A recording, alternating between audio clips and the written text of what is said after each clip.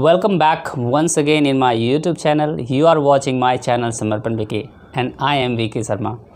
And today I'm going to teach you the most important topic, that is case. Case आज हम पढ़ेंगे। तो case आप जानते हैं ना, जब मारपीट होती है तो केस हो जाती है, और फिर जब वहाँ से छूट के आता है तो बेल हो जाती है। Just think about these two different words, but यहाँ पे वो नहीं है। यहाँ पे जो हम पढ़ने वाले हैं it is quite different thing. तो आज हम केस को पढ़ेंगे। केस अगर आप नहीं जानते हैं तो ये चीज़ आपके लिए बहुत इंपॉर्टेंट है, क्योंकि किसी भी चीज़ को फॉर्म करने के लिए, सेंटेंसेस फॉर्म करने के लिए केस जानना अत्यंत आवश्यक है। तो चलिए जानते हैं केस क्या होता है। इसका अर्थ होता है कारक।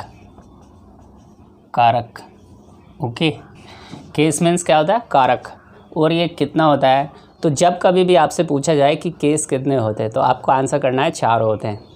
पहला सब्जेक्टिव केस, दूसरा ऑब्जेक्टिव, तीसरा पजेसिव केस और चौथा वोकेटिव केस। तो चलिए आज उसके बारे में जानते हैं, बट हमें पढ़ना अभी यहाँ पे 3 केस है, सब्जेक्टिव, ऑब्जेक्टिव एंड पजेसिव। तो चलते हैं और जानते हैं।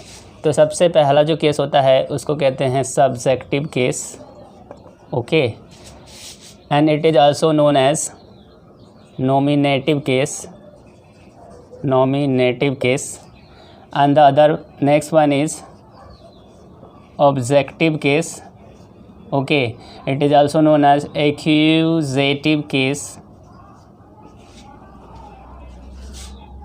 and the third one is possessive case. possessive 2 तरह का होता है, एक होता है possessive adjective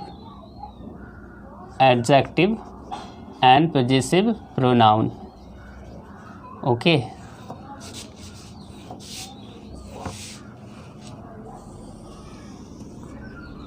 और पॉजिटिव केस को जेनेटिव केस भी कहते हैं, जेनेटिव केस, ओके। केस 3 लिखा है subjective case. Subjective case is also known as nominative case, और हिंदी में इसे कर्ता कारक कहा जाता है।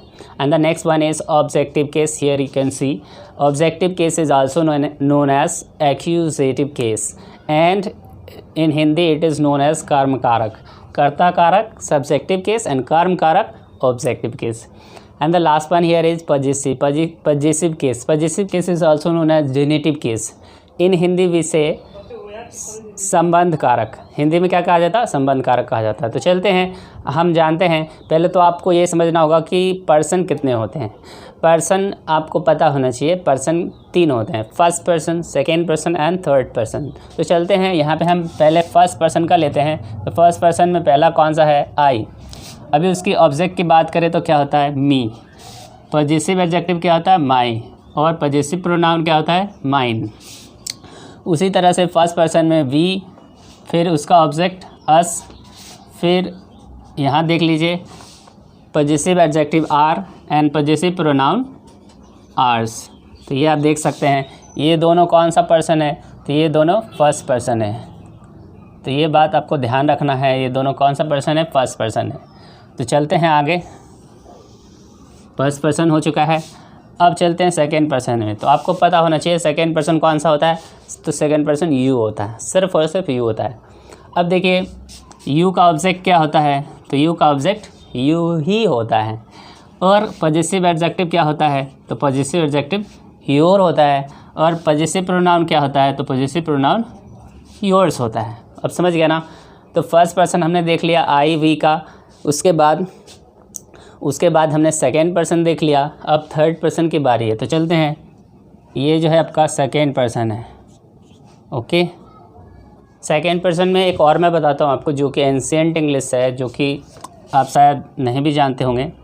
ये है, ये यहाँ पे नहीं, आपको यहाँ लिख देता हूँ, ये या फिर 2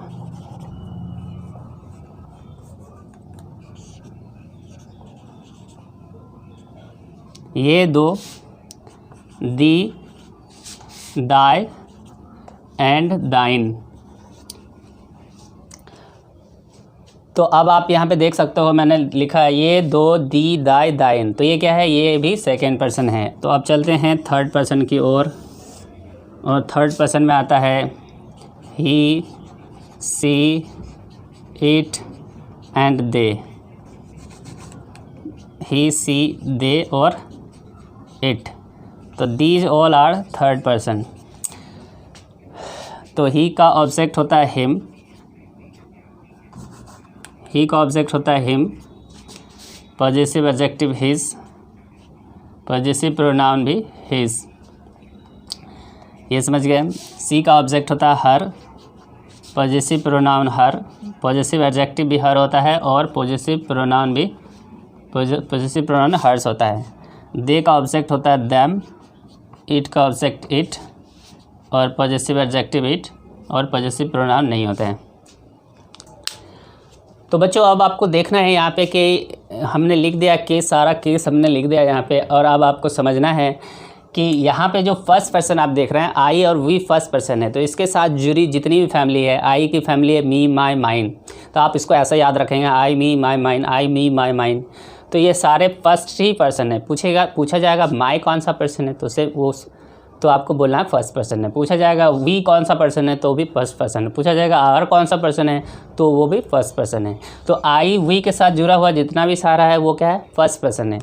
अब देखेंगे यू के साथ जितना जुड़ा हुआ है, यू या फिर ये या दो, ये का अर्थ होता है तू लोग और दो का अर्थ होता है तू, तो यही दोनों मिलकर यू बना है। ये और दो को मिलाकर, ये दोनों मिलाकर क्या बना है, यू बना है। तो अब देख सकते हैं इसके साथ भी जितना है सारा वो भी क्या है, सेकेंड पर्सन है। पूछा जाएगा आपको योर क्या है, तो आपको बोलना है सेकेंड पर्सन है। अब थर्ड पर्सन की बात करें, ही, सी, दे, इट, तो ये सारा जितना आपको दिख रहा है ही, हिम, हिज, हिज, आपको ऐसे याद रखना। सी her, her, hers, it, it, it's. देखो इट का पॉजेसिव प्रोनाउन नहीं होता है, वो आपको ध्यान रखना है। अब देखो कि दे, देम, दियर, दियर्स, पूछा जाएगा दियर कौन सा पर्सन है, तो आपको बोलना है थर्ड पर्सन है। पूछा जाएगा आर कौन सा पर्सन है, बोलना है फर्स्ट पर्सन है। पूछा जाएगा योर्स कौन सा पर्सन है, तो आपको बोलना है सेकंड पर्सन है। तो आप ऐसे ही याद रख लें, I, me, my, mine, we, us, our, ours, you, you, your, yours, they, ये और दो, दी, दाई, दाइन। उसके बाद आपको he, him, his, his, she, her, her, hers, it, it, its, they, them, their, theirs. इस तरह से आपको याद रख लेना है। तो चलो बच्चों, अगर आपको आज हमने कुछ समझाया नहीं है, आज हमने सर बताया है कि ये कैसे कैसे है। अब आप देखोगे यहाँ पर कुछ चीज़ें जो है आपको कॉमन मिलती है। क्या कॉमन है उसको ढूंढने की कोशिश करते हैं। तो अब यहाँ पे आप देख रहे हो यहाँ भी यू है और यहाँ भी यू है। आप देख रहे हो कि यहाँ भी इट है और यहाँ भी इट है। अब देखोगे यहाँ पर कि यहाँ भी हिज है और यहाँ भी हिज है। अब देख रहे हो यहाँ भी हर है और यहाँ भी हर है। समझ में आ रही बात है। तो मैं क्या कहना चाह रहा हूँ कि एक ही, यहाँ भी इट देख रहे हो, यहाँ भी देख रहे हो, तो मैं ये कहना चाह रहा हूँ कि आदमी एक ही जैसा, एक ही शक्ल सूरत का व्यक्ति दो दो घर में क्या कर रहा है भाई।